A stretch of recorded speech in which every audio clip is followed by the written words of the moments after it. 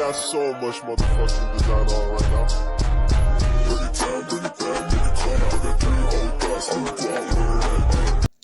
Assalamualaikum warahmatullahi wabarakatuh.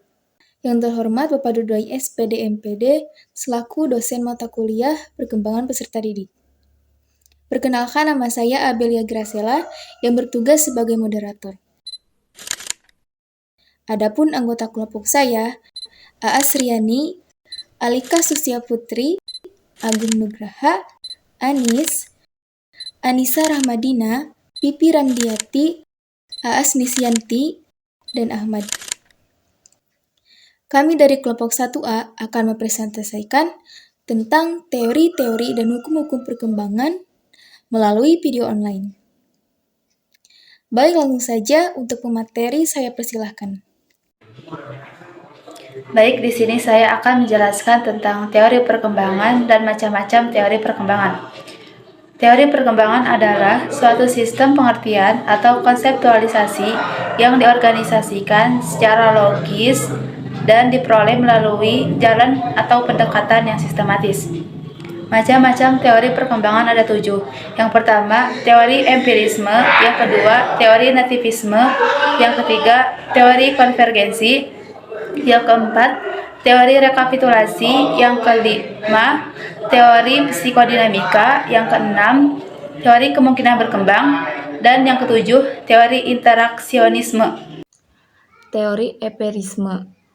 Tokoh utama teori ini adalah Francis Bacon, Inggris 1561 sampai 1626, dan John Locke, Inggris 1632 sampai 1704. Berpandangan bahwa pada dasarnya anak lahir ke dunia, perkembangannya ditentukan oleh adanya pengaruh dari luar, termasuk pendidikan dan pengajaran. Kemudian ada bentuk lain dari teori, yaitu yang pertama teori optimisme, yang kedua ada teori yang berorientasi lingkungan, dan yang ketiga ada teori tabula rasa. Di sini saya akan memaparkan materi yang selanjutnya, yaitu teori nativisme. Schopenhauer Jerman 1788 dan 1860 mengemukakan bahwa anak lahir telah dilengkapi dengan pembawaan alami atau kodrat, dan pembawaan inilah yang akan menentukan wujud kepribadian seseorang anak. Teori pesimismis atau pedagogis, pesimitis, teori biologisme. Teori konvergensi atau converge memusatkan pada satu titik bertemu. Tapi teori ini penganjuran utamanya adalah William Center dibantu istri setianya yang bernama Clara Center. Diungkapkan bahwa perkembangan jiwa anak lebih banyak ditentukan oleh dua faktor yang saling menopang, yakni faktor bakat dan juga faktor pengaruh lingkungan. Teori rekapitulasi. Rekapitulasi berarti ulangan, yang dimaksudkan bahwa perkembangan jiwa anak adalah hasil ulangan dari perkembangan seluruh jiwa manusia. Seorang manusia akan mengalami tingkatan masa sebagai berikut. A. Masa berburu atau merampok. B. Masa menggembala. C. Masa bertani. D. Masa berdagang. E. Masa industri. Teori psikodinamika. Teori ini berpendapat bahwa perkembangan jiwa atau kepribadian seseorang ditentukan oleh komponen dasar yang bersifat sosioafektif, yakni ketegangan yang ada di dalam diri seseorang itu ikut menemukan dinamikanya di tengah-tengah lingkungannya. Teori kemungkinan berkembang. Teori ini disampaikan oleh Dr. M.J. Langenfeld, salah seorang ilmuwan dari Belanda. Teori ini berlandaskan pada alasan-alasan teori ini, yaitu 1. Anak adalah makhluk manusia yang hidup. 2. Anak dilahirkan dalam kondisi tidak berdaya sehingga ia membutuhkan perlindungan. Ketiga, dalam perkembangan anak melakukan kegiatan yang bersifat pasif atau menerima dan aktif atau eksplorasi. Terima kasih.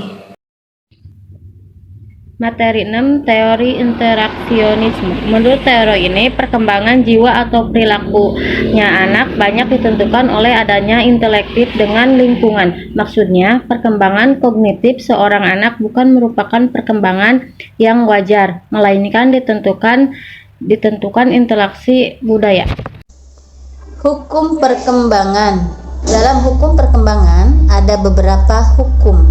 Di antara hukum-hukum perkembangan tersebut antara lain: yang ke-1, hukum tempo perkembangan; yang kedua, hukum irama perkembangan; yang ketiga, hukum konvergensi perkembangan; yang keempat, hukum kesatuan organ; yang kelima, hukum hierarki perkembangan; yang keenam, hukum masa peka; yang ketujuh, hukum memperkembangan diri; yang kedelapan, hukum rekapitulasi.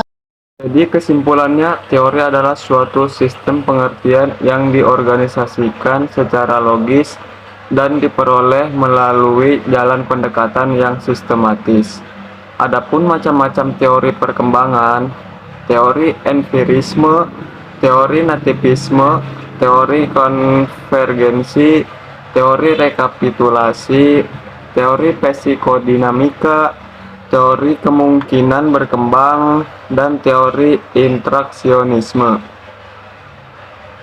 Dalam hukum perkembangan, ada beberapa hukum, diantaranya hukum tempo perkembangan, hukum irama perkembangan, hukum konvergensi, hukum kesatuan organ, hukum hierarki, hukum masa peka, hukum memperkembangkan diri, dan hukum rekapitulasi. Jadi itulah materi tentang teori-teori dan hukum-hukum perkembangan. Sekian dari kelompok kami, kurang lebihnya mohon maaf. Saya selaku moderator, pamit undur diri. Wassalamualaikum warahmatullahi wabarakatuh.